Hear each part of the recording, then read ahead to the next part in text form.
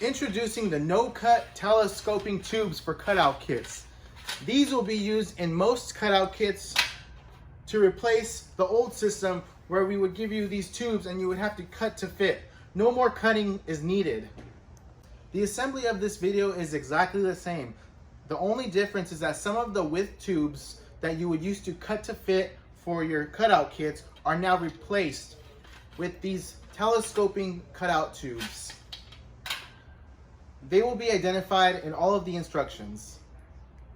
Now, not all tubes in your cutout kits will be telescoping. Anything that goes depth-wise,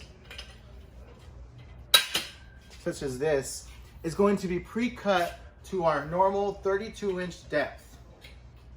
So any CTTs that will go depth-wise, including under the drawers, under your combo kits, anything for support that goes depth-wise will be pre-cut to fit our 32-inch depth.